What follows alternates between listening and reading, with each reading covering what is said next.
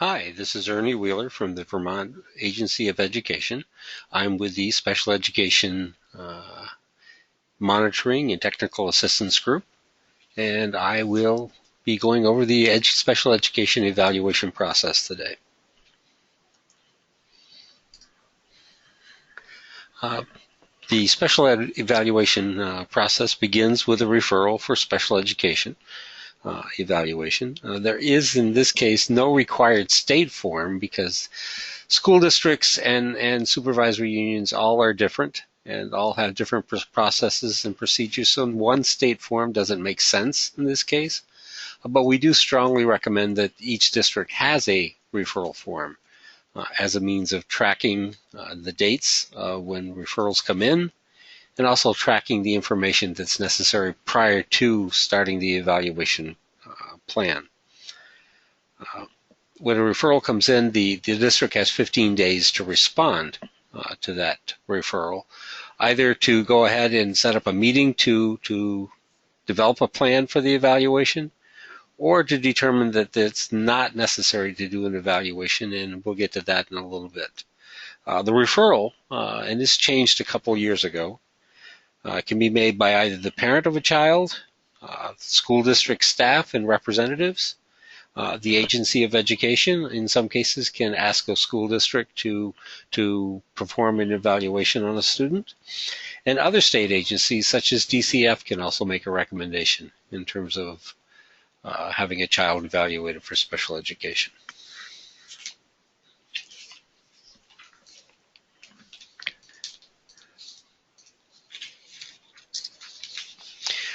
Then comes the initial contact with parents. So like I said before, the local education agency may decide not to evaluate a student, in which case they would use Form 7 or Form 7A, sent to the parents within 15 days of the request of the request or referral for special education. The form has to be completed fully because what it tells you is why this district is saying no. And then from there, you make the decision as to whether or not you want to appeal that by going to a due process. Sometimes the form is filled out by an administrator within the school. Sometimes it's filled out by a case manager within the school. Ideally, what we'd like to see is that decision is made by an evaluation planning team.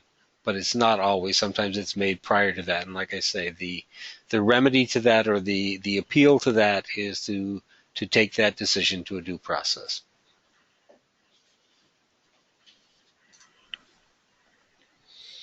There's a question here that's being asked. Can you tell us some reasons why an evaluation would be denied? It may be that there's not enough evidence that the student is struggling within the school. It may be that the parent wasn't really asking for a special education evaluation, but asking instead for information on their child. And so it's not considered a special education evaluation at that time. It may just be an evaluation for programming's sake.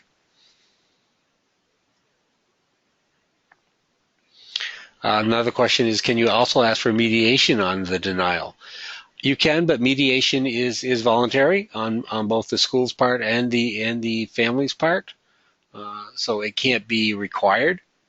But certainly you could ask for mediation. And if the school agrees to go to mediation, you could broker a deal there.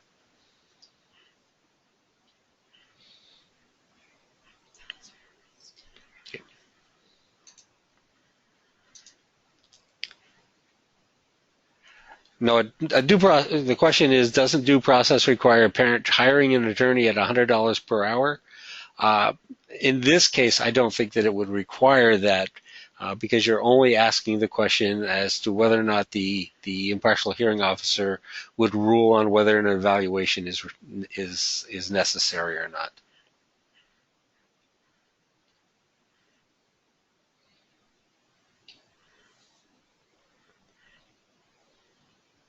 Okay.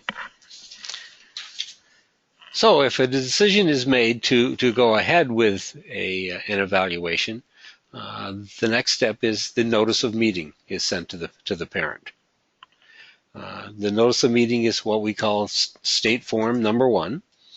And in this case, a parent could be the biological or adoptive parent, a legal guardian, an appointed educational surrogate. When kids are in DCF custody, they're appointed an educational surrogate when they enter the special ed process, either for an evaluation or if they're already receiving special ed services. A few years ago, this changed. The grandparent, step-parent, or other relative or individual with whom the child lives can act as the parent. And also, in some cases, the adult student, the student who's 18 years old or older, can act as their own parent. State Form 1 just tells you when they're going to hold the meeting, and there are separate sections in that talk about who are the designated people to be at that meeting from the school, and others who are invited to attend who have also knowledge of the student, but they're not required to be in attendance. They're just other people who will be invited to the meeting.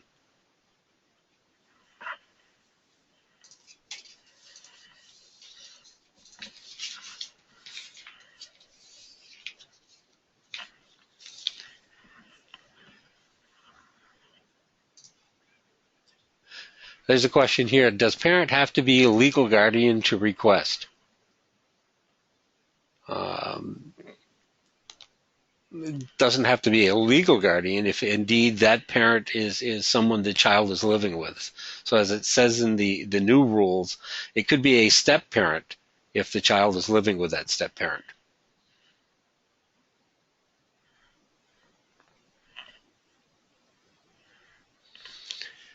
Then there's a convening of the evaluation planning team, what we call the EPT meeting.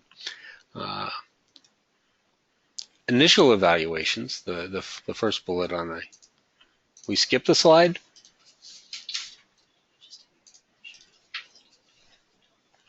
No, we're good. Okay. Initial evaluations require a formal meeting of the EPT, both to develop the plan and for the final report. A reevaluation, on the other hand, requires there be a formal meeting for the final report, but developing the plan for the reevaluation can either be done by polling the EPT or having a formal meeting if the parent requests it.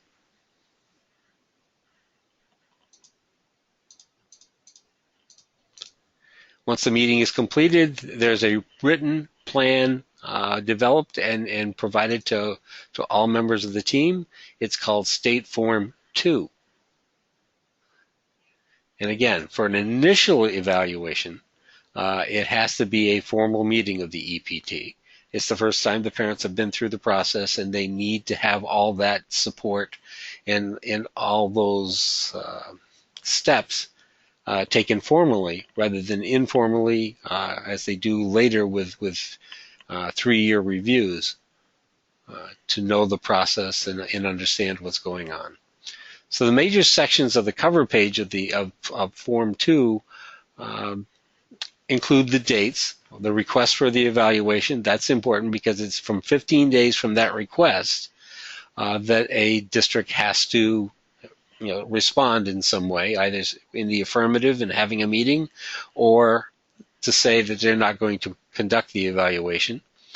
The date of the planning meeting, the date that it actually occurs, the date that they receive consent from the parents, because that's the actual start date of the 60 days to complete the evaluation. Because if the district doesn't fill that out on the form, it falls back to the planning meeting date. And sometimes if a parent has not returned the consent form in a timely manner and they have to revert back to the planning date, the district can lose up to 10, sometimes 15 days of their 60 days necessary to complete the evaluation. And also the final date on there is the date of the eligibility decision. There's a question here. If a parent makes a referral, we have to meet within 15 days to determine whether or not to evaluate. Is there a timeline for when the eval plan meeting takes place once the decision to evaluate has been made? Your response is has to happen within 15 days. We'd like the EPT to begin almost immediately after that. So within 10 days of that decision, the meeting should be held. The next question is, what if the parent does not show for the initial evaluation EPT? Should the team meet without the parent or reschedule the meeting with the parent? Again, as long as you've given the parent 3 attempts to get to that meeting, documented 3 attempts to get the parent at that meeting, you can go ahead and have the meeting and then, again, meet with the parent at a later date if necessary. But you could go ahead with the EPT meeting if the parent, chooses not to attend. Do you have 60 days to complete this portion of the evaluation plan? No. This all happens within, I would say, the first 25 days between the referral and the EPT meeting for the plan. Once the plan is established and consent is received by the district, that starts the 60-day clock.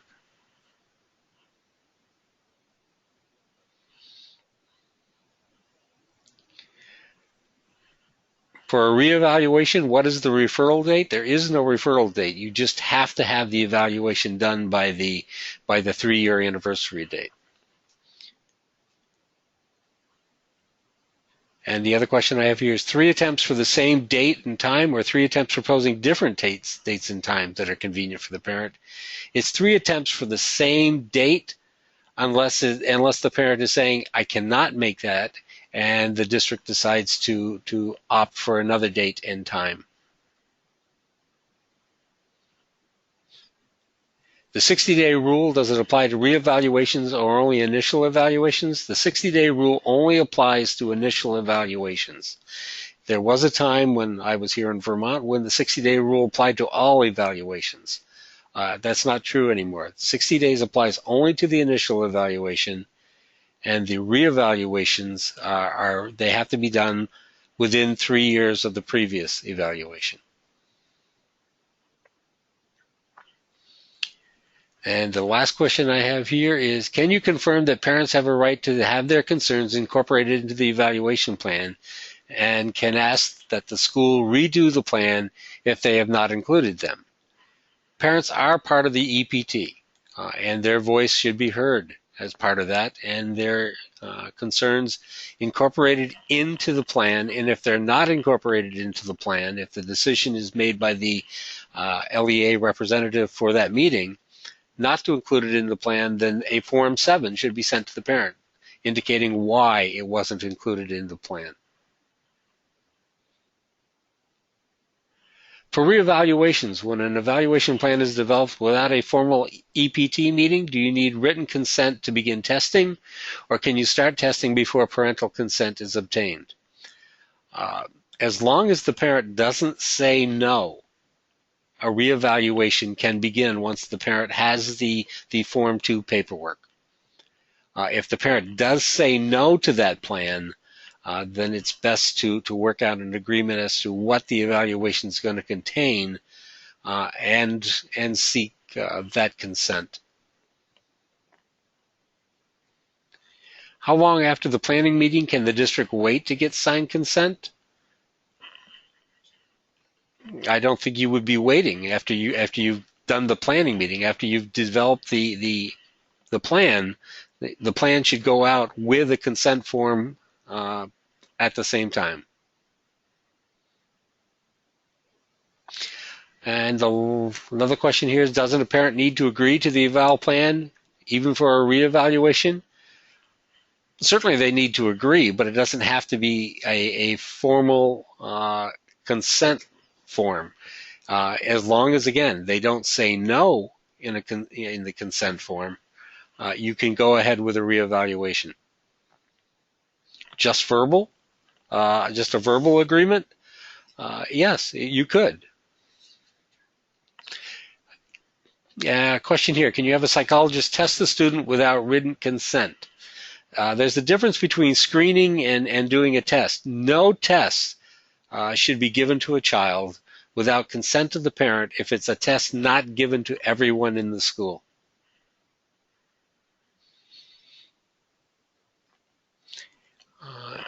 Another question, if we have a 3-year reevaluation planning meeting long before it's due, do we need to send a notice of delay every 60 days or if it's past the 3-year anniversary date? The notice of the delay is only used for initial evaluations and not meeting the 60 days for initial evaluations. There is no notice of or reason for delaying a triennial because you were right. It can start at any time. It just needs to be done before the 3-year anniversary date. And no excuse is acceptable for missing that date.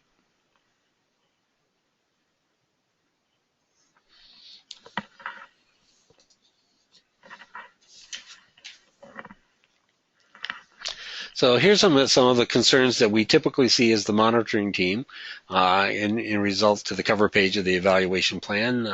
The planning meeting is not always documented on the front page, so it's kind of hard to tell when the 60 days could begin if we don't have a consent form signed by the parent and dated by the parent and dated by the district. The names of the required team members are not always identified. Sometimes they leave them out because sometimes an individual plays multiple roles and they'll list the person only one time. They really need to list the person every time that they serve a role on the team. There's a check mark that usually goes beside them to say that they were involved in the plan. And then there's initials saying they agree with the decision of the team. They only need to have the check mark once and the initial once, but they need to have their name listed for every role that they play.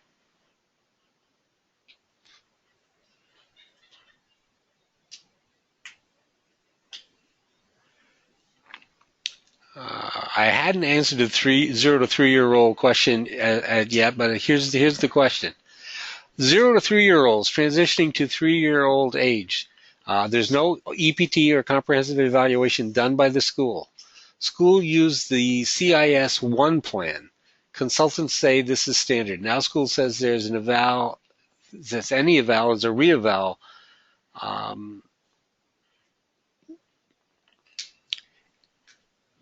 The evaluation that's done that enables the child to get services from 0 to 3 is considered an evaluation for Part C.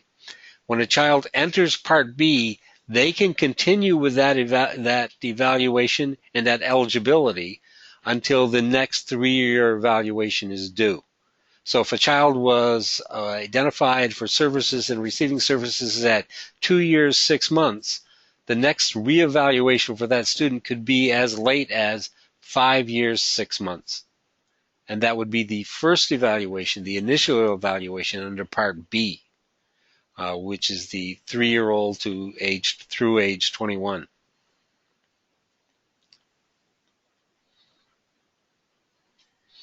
Is there a time frame when a request comes in for a screening? A screening, again, is not covered by special education regulations. A screening is something that's available to all students within the school. It doesn't require consent, so there is no time frame in terms of doing a screening.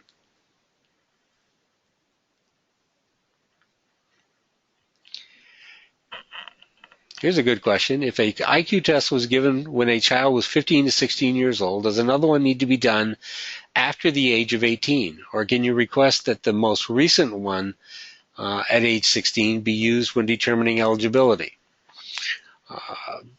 Again, I'm a former school psychologist for 19 years in upstate New York. I would say it's up to the professional. Up to the psychologist. If they feel that they have enough information, they've seen 2 or 3 different tests over the years, and that test has remained fairly constant, they can say it's their professional judgment not to provide another test and use the scores from the 15 to 16-year-old age group. The difficulty I think you run into that is that sometimes adult services want more recent testing, and it would behoove the student family to get a new evaluation at that point.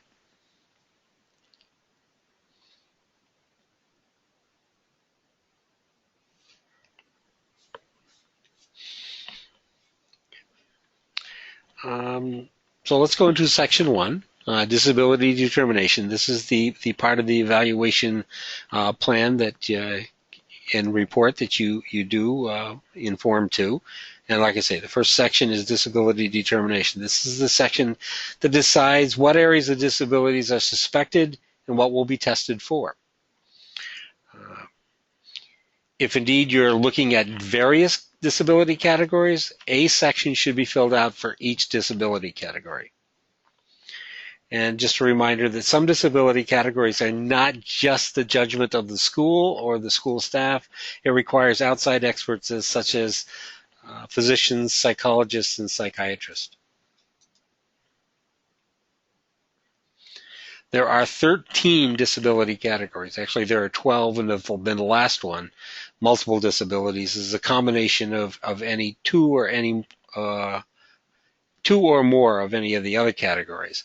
So there's the developmental delay, which is just for ages 3 to 6. Intellectual disability, specific learning disability, which covers lots of things such as dyslexia and perceptual disabilities.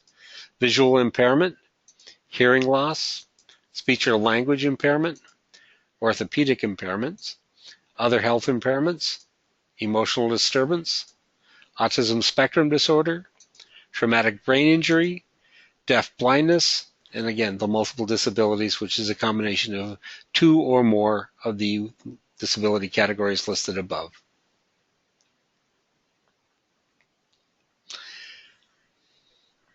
What are the most popular categories? Well, I don't know if I would call them popular, but the ones where we have the most students, the highest number is the specific learning disabled students. Vermont does not lead the nation in EBD, as opposed to some of the things that we've heard. It's the highest percentage, but it's not the highest number of students with EBD. EBD is emotional disturbance. Some people call it EBD. They remember back to the days when it was emotional behavioral disturbance. What is an intellectual disability? It's a student that falls 1.5 standard deviations below the mean on an intellectual test and also has concurrent adaptive behavior deficits. So it's an IQ score that falls below 77.5. But in addition to that, they also have some concurrent adaptive behavior skills that are low. That could be social skills, that could be language skills, many of those adaptive skills.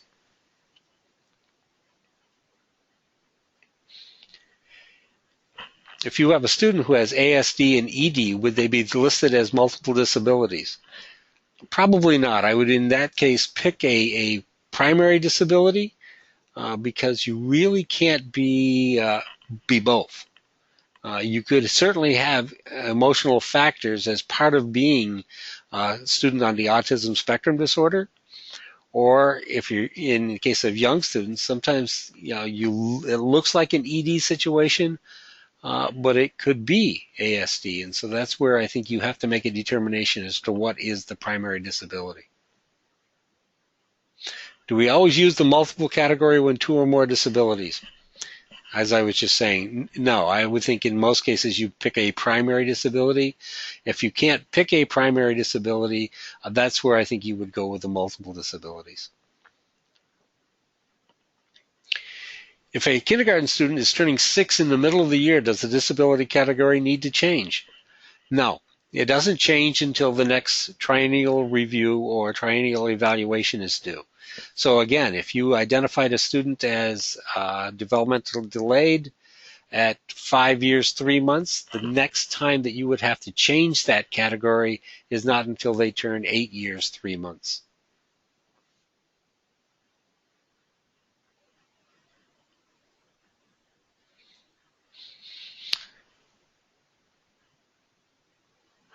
For children with developmental delay who also have another disability such as autism spectrum disorder, what do you recommend for identifying the disability area? Again, if a student is between the ages of 3 and 6, I would always go with developmental delay, even if they're identified by outside sources as having autism spectrum disorder, because included under this developmental delay is a medical condition, and that's what the autism spectrum disorder would be, because in using developmental delay, you don't have to prove adverse effect at that point, and it's difficult to prove adverse effect in a student so young.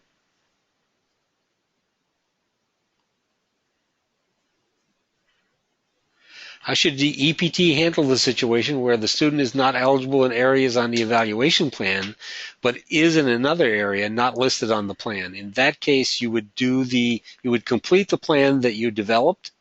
You'd answer the questions for the questions that are there, and you would open a new evaluation for the new disability category that you now suspect.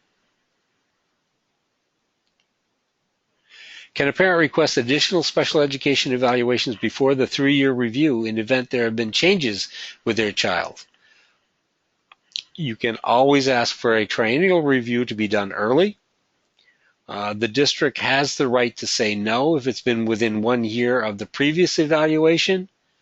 But after that 1 year time, either the school or the parent can request testing, an early triennial, or just testing in between 3-year reevaluations for the purpose of programming's sake.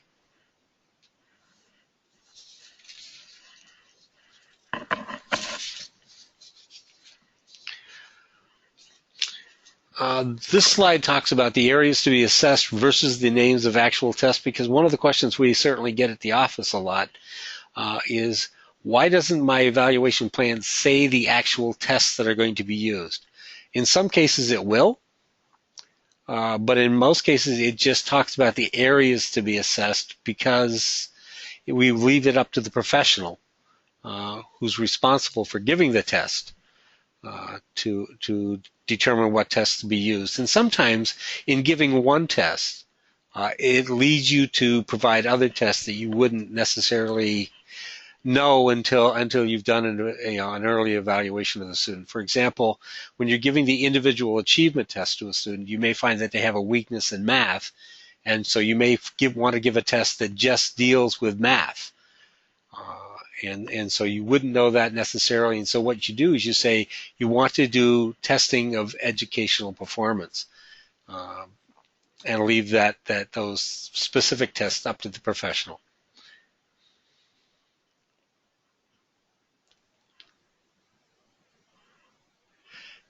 Here's a good question. Can a parent ask for the professional credentials of the person who's performing the test to assure that the test is administered accurately?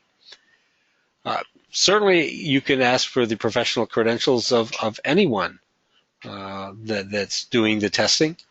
The test people themselves require that people who provide or give their tests have the right credentials or the right training for that.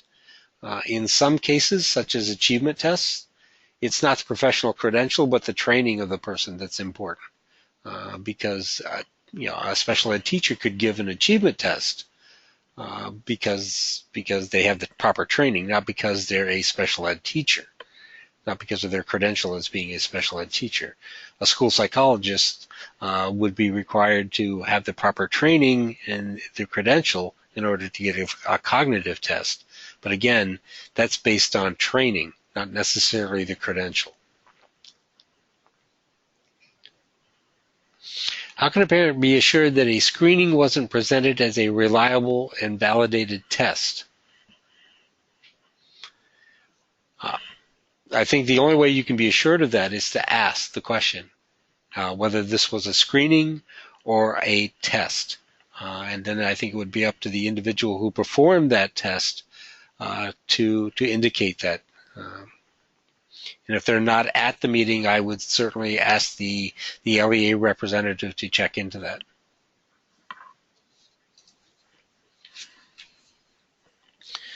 Some of the concerns we have under the disability determination section. All suspected disability categories must be identified because sometimes they crop up as the question was asked before. Sometimes they crop up when they weren't asked to begin with. List only the assessment areas to be evaluated and identify by title the person responsible, not by name, because if you name the person, that person has to do it. And if that person becomes sick or ill, then you need to go back and change the plan. Questions should relate to the suspected disabilities. Sometimes you see a question in there that doesn't quite fit the disability category. It sounds like it's a question that comes from another disability category. But again, it's all the questions that the team deems appropriate. So if there's a question in there, it needs to be answered. Answers must be sufficient to document the disability according to state regulations. Sometimes, for example, with the SLD, where we like to see what the numbers actually say, sometimes it just says there's a discrepancy, but it doesn't tell me the actual numbers. And the other area of concern is that for a specific learning disability, determination requires a written observation of the student in their learning environment by someone other than the classroom teacher. And sometimes we don't see that, and that's a requirement only for SLD students. It certainly can be done with other students, but it's only a requirement for when you're identifying a student with a specific learning disability. The question here, is there a test to determine anxiety, stress, and frustration induced by independent work? This would be to assess a student with ASD who does well in a quiet one-to-one test situation, but may panic when expected to do in a large room with others or expected to do something home alone. I don't think there's a test to determine that, but I think that's one of the things that certainly, as you're talking about it in an EPT meeting, that would be a situation where I would want to do an observation of student, even if it's not an SLD case, because you want to know that there's a difference between those optimal conditions, those one-to-one conditions in a test situation, and what you would see in a classroom situation, and especially for a student with either ASD or an emotional disturbance.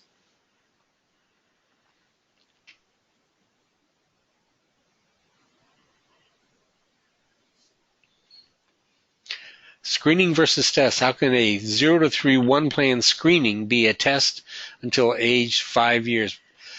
Primarily because 0 to 3 doesn't have a lot of tests, and the tests are because of the age group, highly unreliable, and the validity is very poor in some of those tests. And so the screenings are sometimes done, they're called screenings, but they're normed. And so they're more tests than they are screenings, but they're called screenings.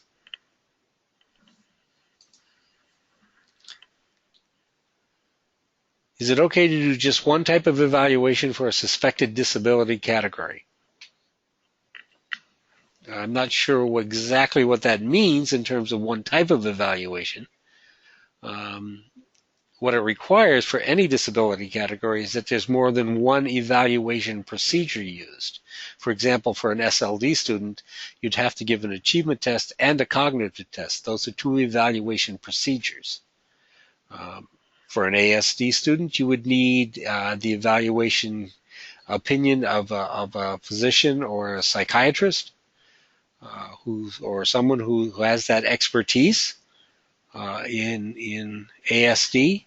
In addition to that, you need to do achievement testing and you need to do observations of the student.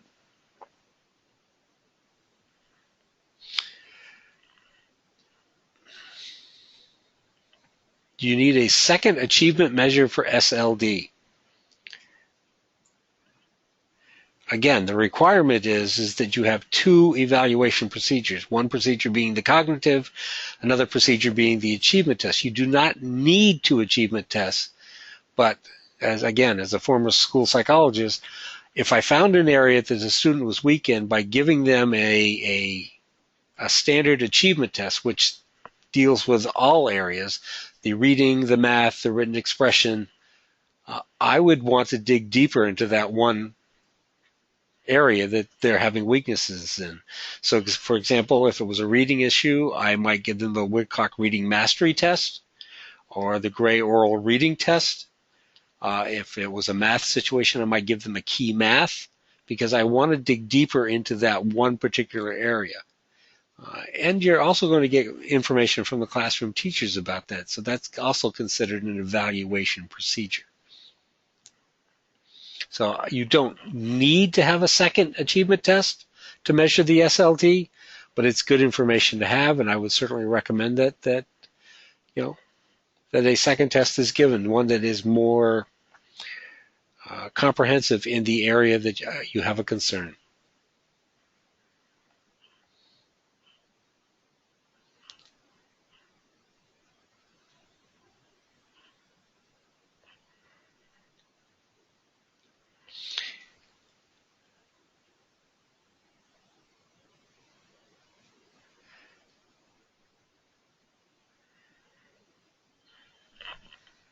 Okay. The next part we're going to go into is adverse effect. It's probably the most difficult part, and again, it's in Vermont. Vermont is the only state that does adverse effect this way. It is a discussion in other states.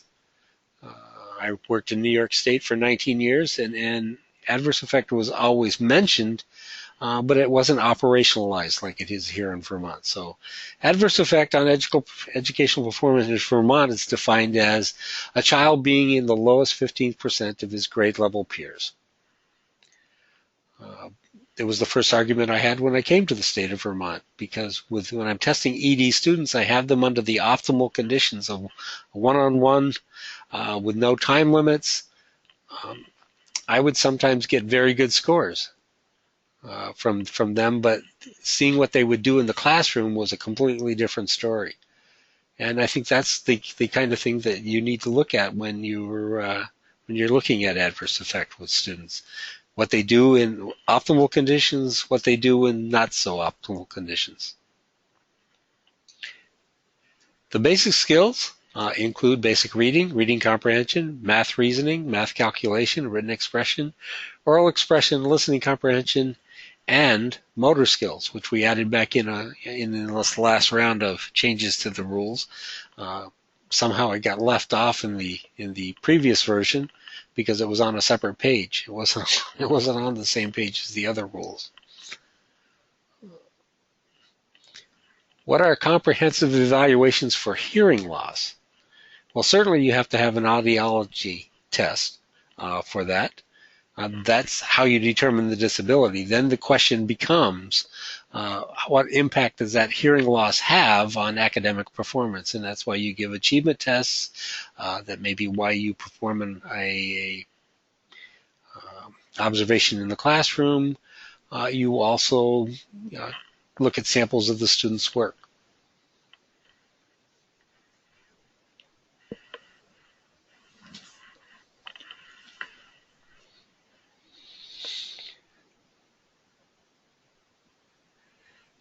Adverse effect seems to lead to inequitable results for Vermont students. A student in one SU is eligible for an IEP and not eligible for an IEP in another SU. Do I have thoughts? Well, that's one of the reasons why that we're at the state. We just started a stakeholder group this last summer to develop training materials and to develop some actual trainings that we're going to do in January with school staff, and then eventually have those trainings put out to the rest of the special ed world, because we are seeing that inconsistency with how the adverse effect rule is applied. Is there a recommendation on the use of age norms or grade norms when testing? In most cases, I would use age norms if the student hasn't been repeated. If the student has repeated a grade or was held back from entering school until age 6, when they could have gone to school when they were age 5, in that case I would be using grade norms, because age norms presupposes that the student has seen a curriculum at a certain age that they may not have seen yet because they were either held back a year from entering school or retained while they were in school for a year. Can you address the concern that parents express when they've been told their child will not meet the gates before they have been tested? This happens frequently in cases where the child is struggling and may have ED. I think, people sometimes, I've heard that that the staff often use that term, not meet the gates. And where that may be true, in many cases, I would consider that a predetermination. And really the testing should be done to determine whether that is true or not. And somebody shouldn't speculate that they won't meet the gates because you're applying a special ed standard before you actually do the evaluation.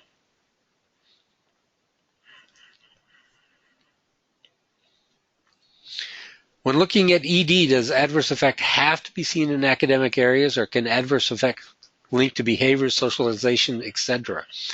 Because socialization is not a basic skill, it eventually has to be linked back to something academic, but you certainly can take into account what the impact of functional skills are, the behavior, the refusal to do work, and the impact that that has on academic performance. You can also take into account the accommodations, modifications, and support you're providing for that ED student now and what you feel would happen if you took those away.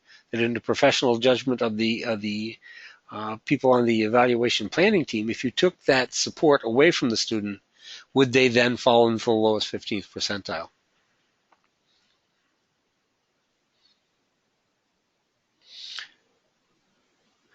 What if you are unable to gain information from outside of professionals, such as a doctor or psychiatrist, in order to determine a disability within the timeline of the evaluation, particularly during an initial evaluation? It's critical. It's critical that in some cases you get that outside information. Some disability categories require that you have the opinion of a psychologist, a psychiatrist, or a physician in some cases. Without that, you can't make a determination.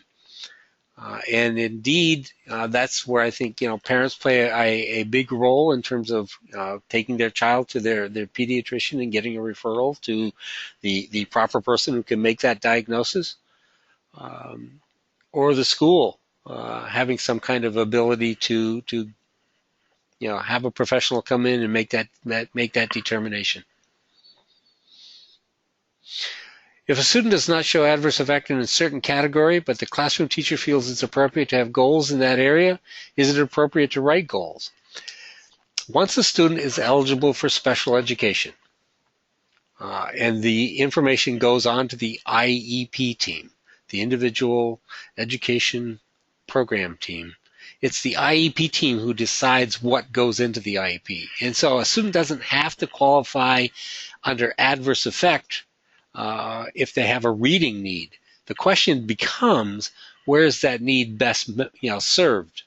Is it through the IEP, or is it through other supports available through the school?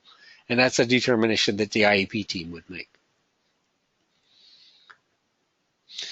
If you screen and the scores are not significant, and record review shows A's level scores on group standard tests and report cards, can't you then say the screening doesn't show a need to move forward with an evaluation?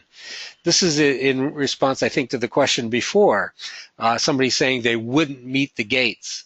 This is a better response. Now you've actually got documentation. You've got evidence that the student is not performing in the lowest 15th percentile. That's a better answer than just saying, I don't think he'll meet the gates. And I'm hoping that people see that there's a distinction between the two. The other one's a predetermination without any data involved.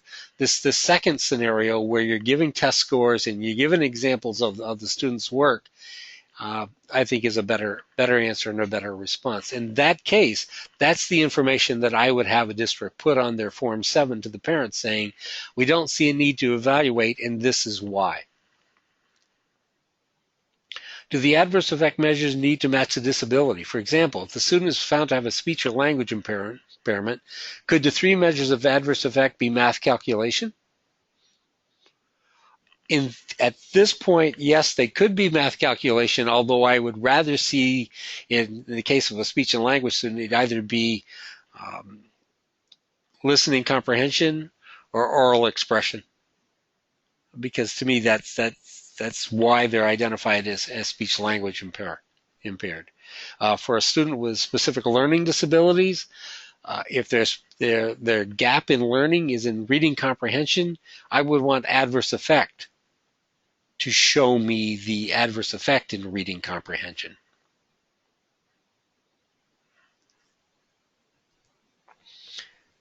Can I clarify how Vermont rules line up with the federal regs in light of the OSEP memo that talks about only 2 gates of special education, and the students with ED in particular should be considered and not ruled out? Vermont rules, like I say, are unique in that it's actually operationalized what adverse effect is. The federal rules incorporate the adverse effect into the definition of just about every disability category. But they don't operationalize it. They don't have it down to a number. But it's a consideration in terms of every disability category. I think Vermont rules go that one step further, and again, state rules are allowed to go further than the federal rules. So although they say that there are 2 gates in the federal process, there really are 3. It's just that adverse effect is built into the disability determination. There's a question here, do we look at the lowest 15th in a particular classroom, a typical class? I wouldn't leave the review to just one classroom. Just one classroom presupposes that it's a typical classroom with average students all the way through. And it may be that a particular classroom is made up of gifted students. Some advanced placement classes in high schools, for example. A student may be in the lowest 15% of that class, but be well above his grade level peers. Same way in an elementary school, there may be a particular class that is low that year.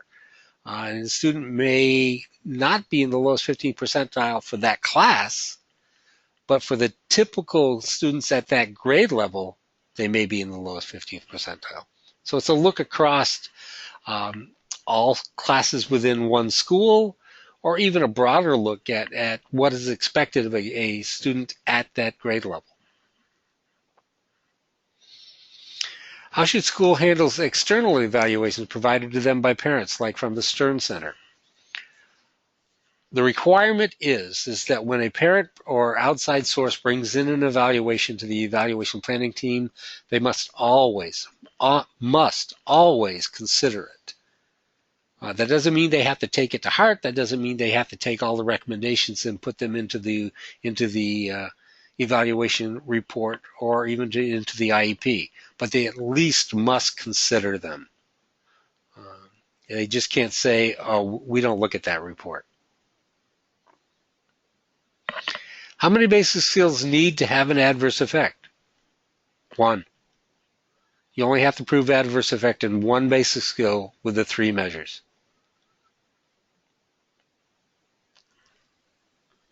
Can case managers or LEAs require at least 2 documents for adverse effect before going forward with any testing?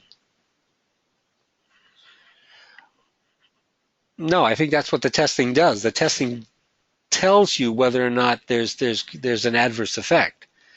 Again, I wouldn't use a special ed standard prior to the evaluation. You can certainly say, as the question said before, that that the student has these particular skills, shows this type of performance in the classroom, but I wouldn't be using special ed standards at that point until you've actually done a test.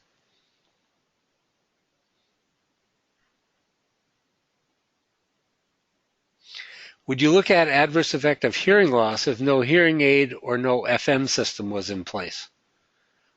I would want to look at certainly how the student does with those corrections, with the hearing aid and with the FM system. But I think that's something that the team should discuss. Um,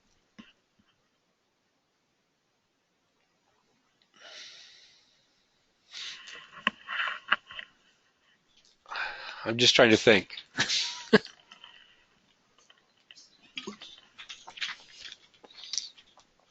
The question then becomes, um, how well is the student doing in class with those accommodations? And if they're doing well, then there may not be an adverse effect and he may not have a need for special education at that point. So that becomes the question. The question in terms of hearing loss, um, for disability purposes, for the disability determination, you have to do the hearing without the hearing aids anyway, determine what kind of hearing loss they have. The question then becomes, how much of an impact do the proper accommodations have in terms of there not being an adverse effect?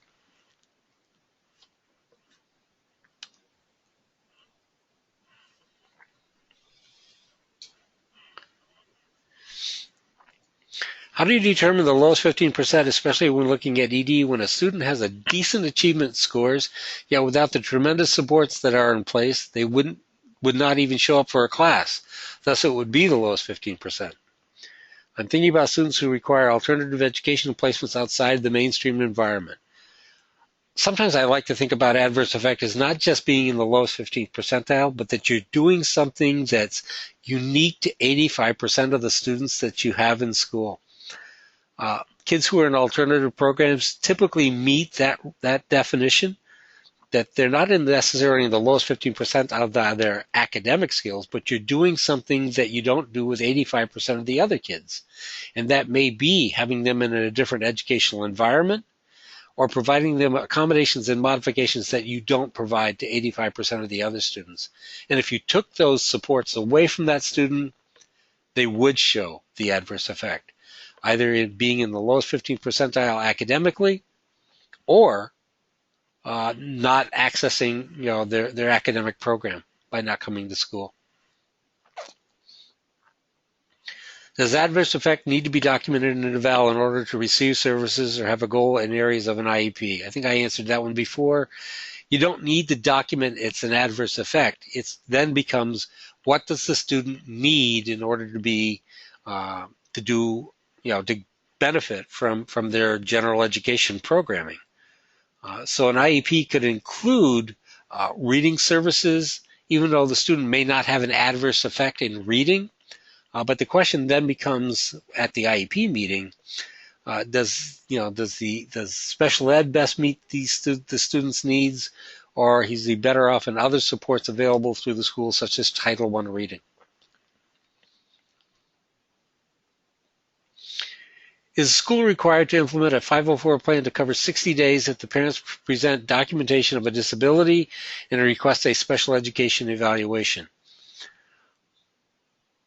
The school is not required to implement the 504 plan until it goes to a 504 team, but I think a parent could justify coming in and saying, I believe my child has a disability, and I'd like to have a special education evaluation. In the meantime, I would like him to be put on a 504 plan and have a 504 team meeting to determine whether or not that's possible. So it could be possible for a 504 plan to be in place during the evaluation period. If a student is not in the lowest 15th percentile but had ASD and ED and his behavior affects his learning to, I can't read the rest of the question. Oh, okay. So if student's not in the lowest 15th percentile but has ASD and ED and it's the behavior that's causing the issue, that's where you have to make a determination as an EPT. And it's difficult to do because you don't have an actual test score to back you up. But you have to decide how much of an impact those functional skills, the behavior, the refusals, the attention span has on the academic skills. So in a again, optimal situation, his test scores may not be in the lowest 15th percentile. But, You then look at some of his past work when he didn't have those supports, or maybe some time in the classroom where he didn't get there was a substitute in the room and he didn't get the same accommodations or supports that he typically gets. Those are the opportunities to find out whether or not the lack of services could show that adverse effect. Okay. Okay. Okay. Well, I'll go back to the slides now. Okay. Adverse effect of the 6 measures are individually administered normed achievement test. Those are those one-on-one tests that I was talking about before. Normed grouped achievement test. Grades or measures of student proficiency. Curriculum-based measures. Criterion referenced or group administered criterion reference tests. In samples of the student's work, language, or portfolios. And included in that could be observations of the student. Can we put the name of the specific test or assessment that we're using in the plan instead of these labels? Certainly you may, but remember, if you list a specific test, you have to give that test. And if you don't, you have to give justification why you didn't.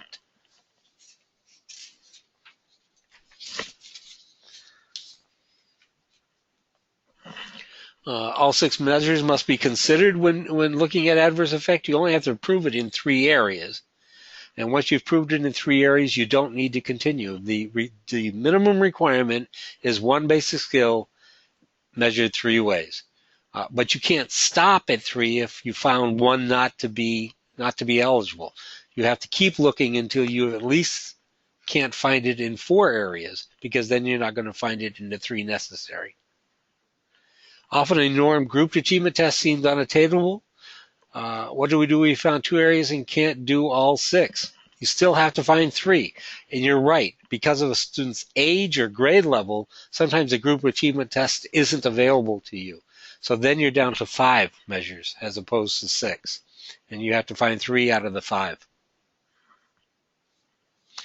The other thing I want to mention here on this slide is that not one of the 6 measures carries more weight than another. We've heard from districts in the past, or parents in the past, that districts have said that one of the measures has to be an individual achievement test. I understand why that is said, because it's one of the one evidence that you can get, that you can always get, because again, like we just said, you can't always get a group test score, but you cannot require that it be one of the 3 measures, because again, none of the measures carries more weight than another.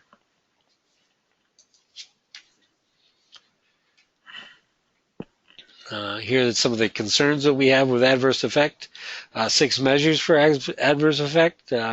Sometimes they'll say that a student qualifies for adverse effect, but they don't tell me why. They don't say the student is in the lowest 15th percentile, or they're a minus 1.0 standard deviation on the test.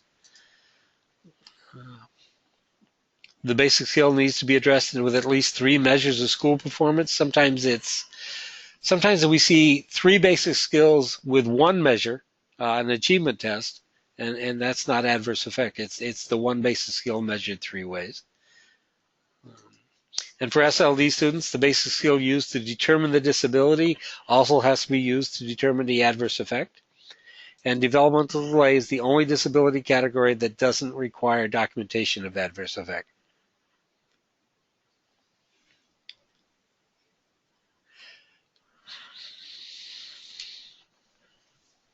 Then we get to need for special education. After you've done the adverse effect, there's a question there in regards to need for special education. So a student could have a disability. They could have an adverse effect. The question under need for special education becomes, where does the student best get their needs met? And is that through special education services and supports, or can it be through standard conditions available through the school, such as the Title I reading program, or math program, or other supports that are available through the school? A lot of times in Vermont, the concern that we have as a monitoring team is that so much time is spent on adverse effect that sometimes need for special education becomes the afterthought. And we've seen plans where the question, does the student have a need for special education? The answer is just yes. It doesn't really seem like that there's a rich discussion by the EPT as to where the student would best get their needs met.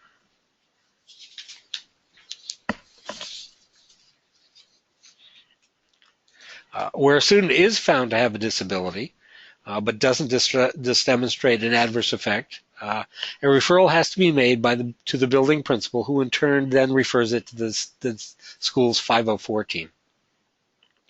If a student's not found to have a disability or adverse effect or a need for special education services, the results would then be sent to the EPT, from the EPT to the school's educational support team.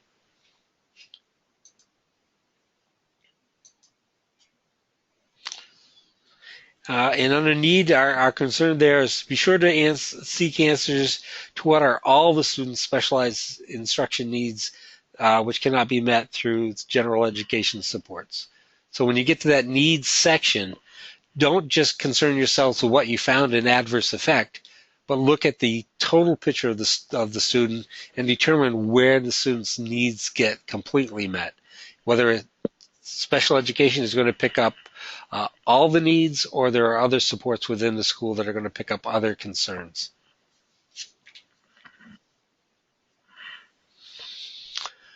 Conducting the initial evaluation, these are some of the things we talked about before.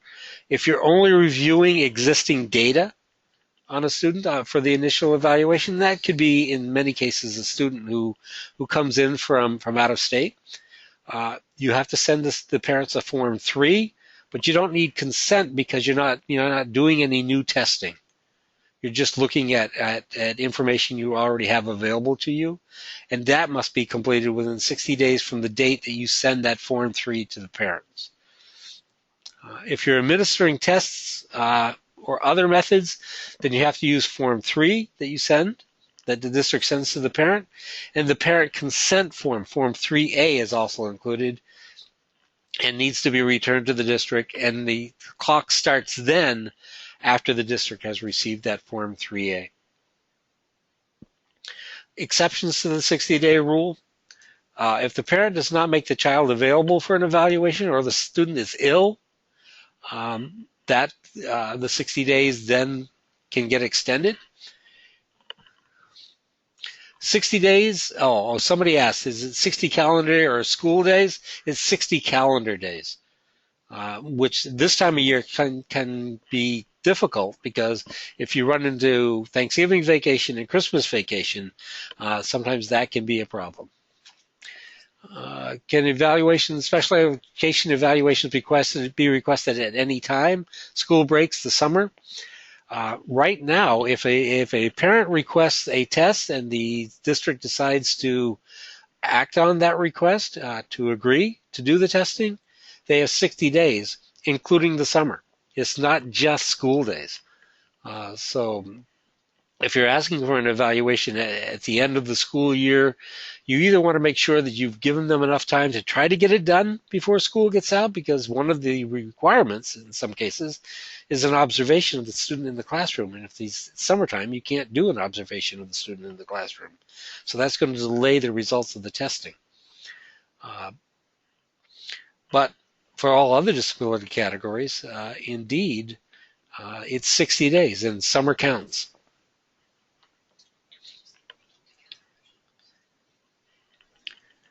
Okay. So if a student transfers in the middle of an evaluation, the school and the parent can agree to use State Form 9 to change the completion of the date. There's no notice of the delay required, and it has to be an agreement between the school and the parent to use Form 9 to change that date. So a student's in the middle of an initial evaluation. They have 60 days to do the evaluation. But they're leaving their previous district and moving into a new district, and there's only 2 weeks left, but the evaluation is not done. So the school district might say, we need at least 2 more weeks to get this done. If the parent agrees to that, they can do a Form 9 and change the date of that evaluation deadline.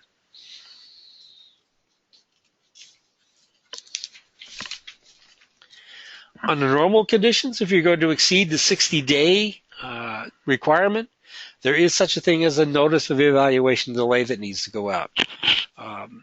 It's State Form 4. It requires an exceptional circumstance. It's primarily family or student-centered, but we do live in Vermont, and we do allow for acts of nature such as snow days. School-centered reasons for delays are not acceptable. If they say they didn't have enough staff to complete the test, that's not allowable.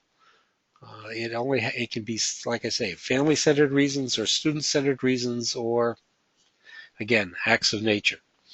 And the form should be sent to the parent prior to the 60 days timeline. It's an expectation that you're going to miss the deadline. It's not an after-the-fact delay of notice. When we get down to the eligibility meeting, again, parents receive a copy of Form 1. The report at the end has to have everybody's initials who are agreeing with the decision of the evaluation report. If a team member disagrees, that includes the parents, they must write a dissenting opinion that's then attached to the report, the evaluation report. And then if anybody wants a copy of that at some point later, that dissenting report goes with the Form 2, the completed Form 2. And the goal is always for consensus of the EPT, but if the EPT can't come to a consensus as to disability determination, adverse effect, or need for special education, the final decision as to what's going to be in the final report is determined by the evaluation planning team's LEA representative. The parents then have the right to challenge that either through mediation or due process.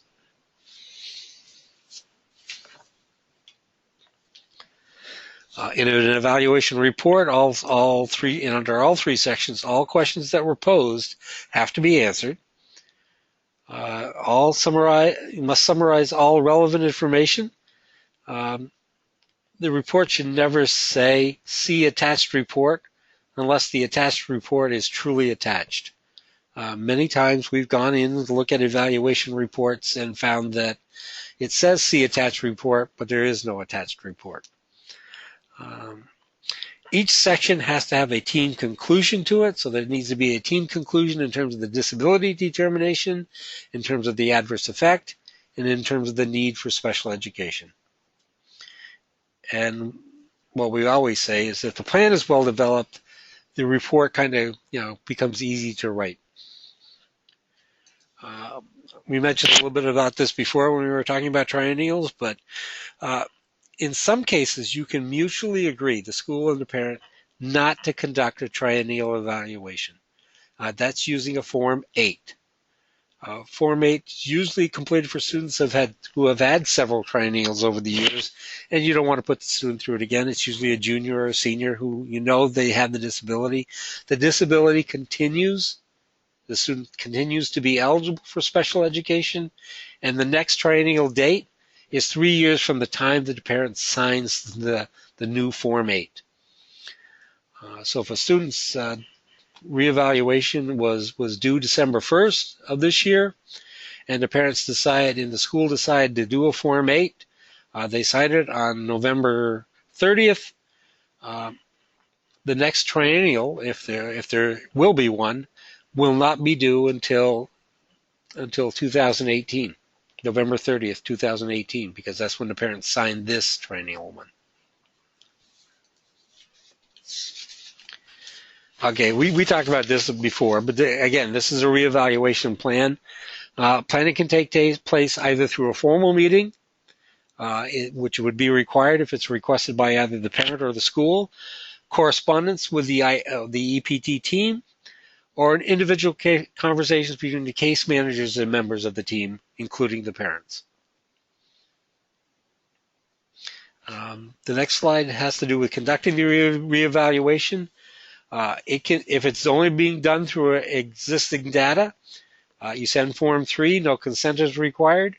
And if you're administering tests or using other methods, you must send us Form 3 and consent is needed.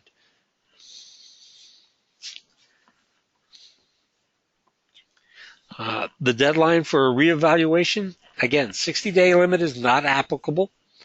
It must be completed before the triennial review date, no later than 3 years from the last eligibility meeting date.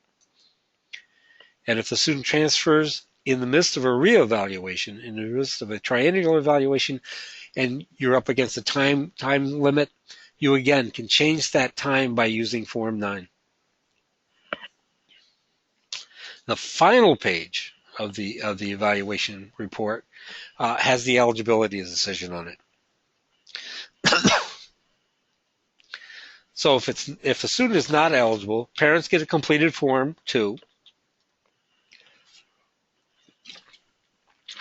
If they have a disability, if they're not eligible, they must refer the building to the building administrator, who convenes a 504 team.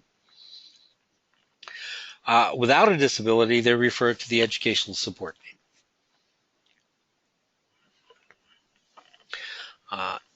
If the student is eligible, they send the parent a completed Form 2 and convene an IEP team within 30 days of that decision.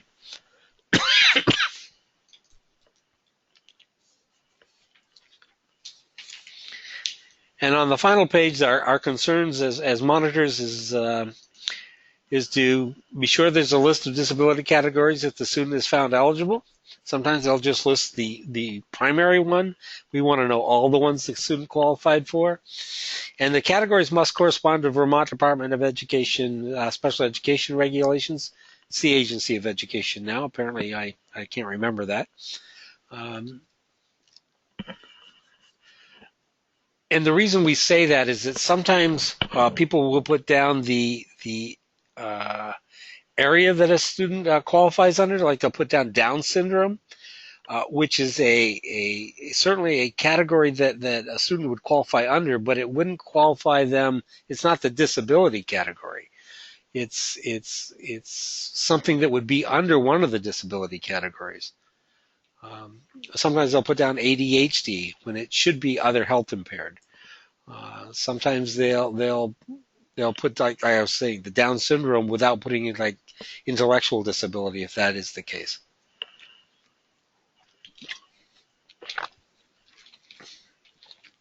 Write out full titles of the disability and not the acronym.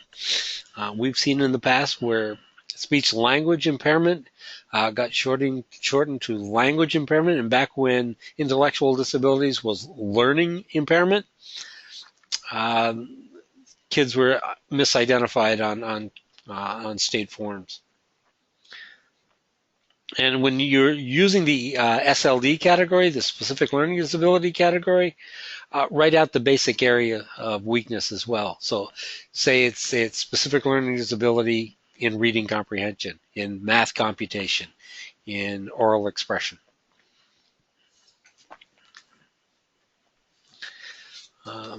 Here's my contact information in case anybody wants to give me a call. I'm going to try to do a few more questions here.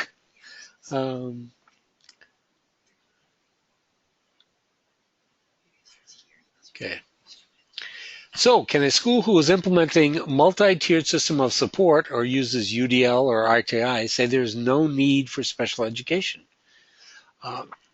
That is a question that the team has to answer. Where does the student best get their needs met? Indeed, if there's a multi-tiered system of support, that may be the route that the team decides to go rather than develop an IEP, that the student's needs can be met through those other systems. Can you do a 504 plan or ESD plan for preschoolers, both those in a school district program and those in community pre-K programs? 504 plans are required for agencies or entities that receive federal funding. So I'm not sure that it's necessarily something that can happen in a community pre-K program if they're not receiving any federal funding. Certainly in Head Start programs, that would be a possibility. ESTs are required of schools, but not necessarily community pre-K programs. But if it's a school district program, you might be able to develop an EST plan through that. Is Vermont going to go in the direction of the rest of the states in our country and not require adverse effect measures for eligibility? That would be a difficult question for me to answer. I think that's an answer that would either go before the legislature or go to the Vermont School Board. Do you need a current diagnosis for a reevaluation of ASD, or can you do a file medical review based on a previous diagnosis? I think if you feel that that diagnosis is still valid, you can certainly do that based on a record review. So you could do the disability determination based on a record review. Once you've been identified as having ASD, chances are it doesn't go away. I think you'd want to know. You'd want to look at the student and see what kind of progress they've made and whether or not you feel the original diagnosis was a correct one. If you have any question, I would certainly ask for that to be reevaluated. But if you don't have a question, then I think a medical review for the disability determination is fine. Would you recommend that for SLD students too, as juniors or seniors? I'm guessing that you're talking about using the Form 8 in this case, not to do a triennial. I wouldn't recommend that for juniors and seniors with SLD, only because their reason for being identified is an academic deficit. And I would want to see what kind of progress they've made over the 3 years. I might not give them another cognitive test like we talked about before, but I would certainly want to give them a new achievement test. Students who move from another state or district, what is the timeline for accepting current IEP? Specific forms required. When a student moves in from another district or another state, the district receiving that student is to implement the IEP to the best of their ability, until which time they can determine the student is eligible under Vermont rules if they're coming from out of state, or if they're in state, until the team can meet to develop the new IEP. Typically, that happens within 30 days of the student landing in the new school. Will this session be available elsewhere so it can be reviewed? Yes, it'll go out by email and there we go. There's a link that will be put out on email for all you people who have attended today, and it'll also be on YouTube. If a school evaluator recommends a specific program, should the IEP team follow that recommendation? That's entirely up to the IEP team. If a school evaluator recommends a specific program, I would think that there's a specific reason for that, and that should be well documented in their recommendation. If, for example, they recommend a Wilson program based on what they saw in evaluating the student, certainly the IEP team should discuss that, and if they're going to go with something else, then I would document that, but I don't think the IEP team is bound by a recommendation from the evaluator. But it's certainly a discussion to have. For reevaluation, if a student qualifies again, do you have 30 days to complete an IEP, or is it due by original IEP date? If you've done a reevaluation and you have no need to change the IEP as it is, you don't have to change the IEP. But if you've got information from that new evaluation that you want to add to the IEP, or there's something new that you found that you want to add for a service for the student, that should be done within 30 days of the reevaluation determination. What advice would you offer to special educators on working with parents to build collaborative teams? It's a very difficult situation, but I think the important thing is viewing the parent as a member of the team with a substantial voice as part of that team, and to do a lot of the prep work up front in terms of helping parents to understand what's in those evaluations, what's going to be said and what's going to be discussed at those meetings. I think a lot of times parents come in and they don't have much information. Sometimes they don't even have the reports that are going to be discussed, and they need a lot of that information up front. But many times they also need what it means.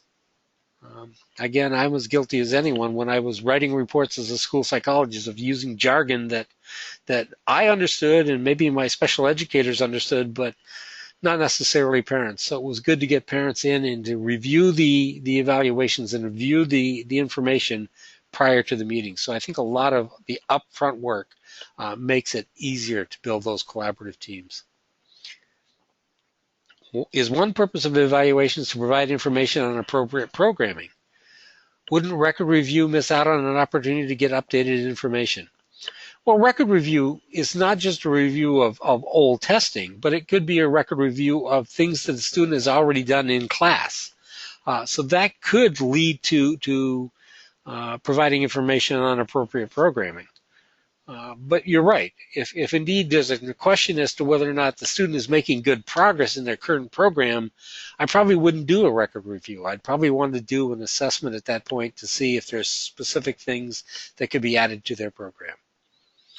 Are copies of this PowerPoint available? Yes, it'll be on the website. Okay, it'll be on the website when we're done here.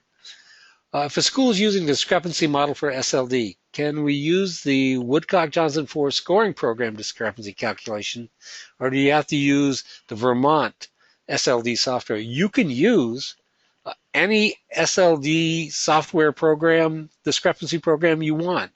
We put one out for the state to help people be able to do those discrepancies. But certainly if you have the scoring program from that particular publisher, you are free to use that. Yes, the slides we shared. What if the family requests a neuropsych? Again, the EPT should discuss that and determine whether or not that's something that should be put into the plan. Certainly for some disability categories it would be appropriate, but it's a determination the evaluation planning team needs to make in terms of whether or not it's in the plan. And again, if the parent requests it and the decision is by either the team or the LEA representative not to put it in the plan, the parent should get a Form 7 saying why it's not being put in the plan. What are the common themes you find when you do special ed audits?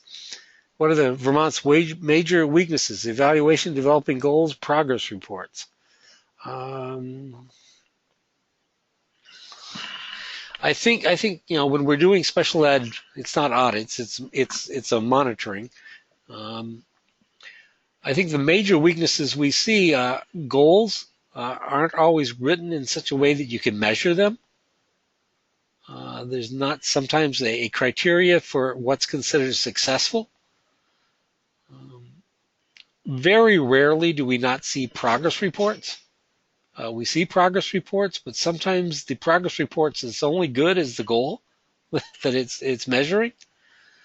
I think that is the area that we find probably the weakest in IEPs.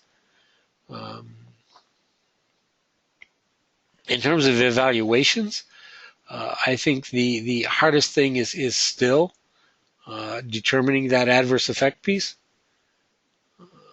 But again, as I said before, sometimes so much emphasis is placed on the adverse effect piece that the need piece gets overlooked and becomes much too short, I feel. And I think that's the difference between our state and many other states, is that in New York, the adverse effect piece might have been a 5-minute conversation, but the need for special education piece became the longer, more detailed discussion. And I think in Vermont, it's almost the opposite. Oh, yes. VFN has a certificate of attendance to give to people. Okay. Okay. When do you think it's reasonable indicated to conduct a neuropsych? I can't say. That's a case-by-case basis. That's something an EPT has to determine. But certainly if you're seeing issues of that students not performing to their cognitive level. There's issues of fine motor or perceptual issues. Those are all things that a neuropsych can address. But I think it's a discussion of the EPT and a determination that they have to make. I don't think there's a roadmap or a blueprint that says automatically this requires a neuropsych.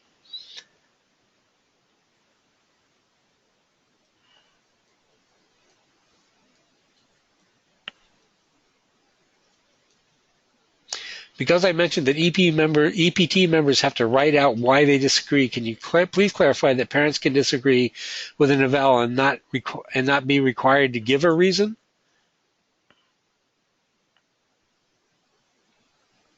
I'm not sure where that regulation comes from.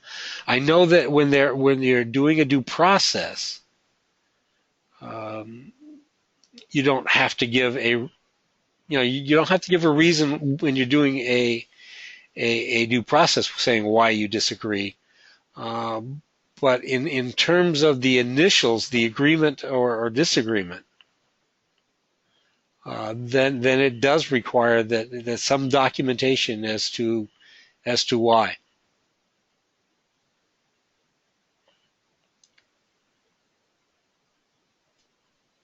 Even from a parent, yes.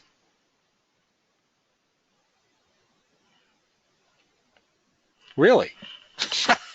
I'll look. Let's see. If a student's IQ is borderline, say 70, 71, does this make the adaptive skills assessment more important to keep his or her eligibility? 70 to 71 is not borderline. It's about a half a standard deviation below the cutoff point. The cutoff point is 77.5. So I would say if a student's at 75, 76, that's borderline.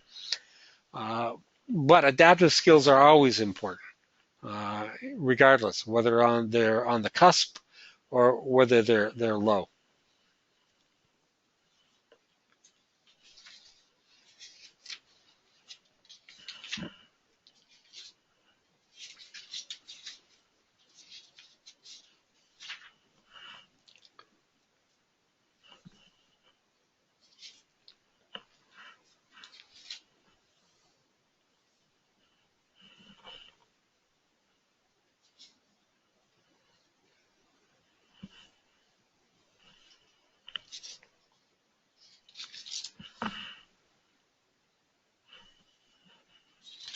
I'm looking in the rules to see if I can find it.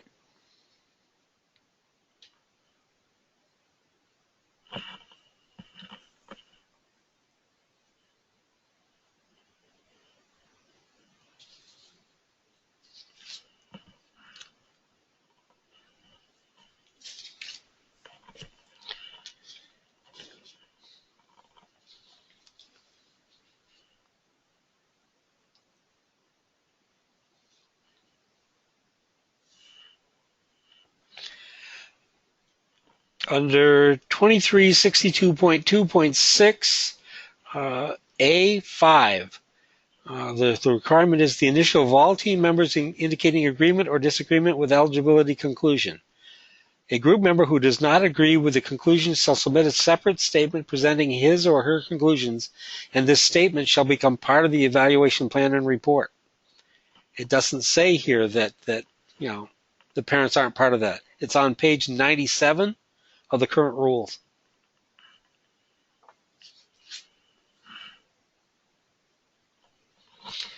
I think you're confusing it with another section where the parent doesn't have to say why they don't agree with the decision of the EPT.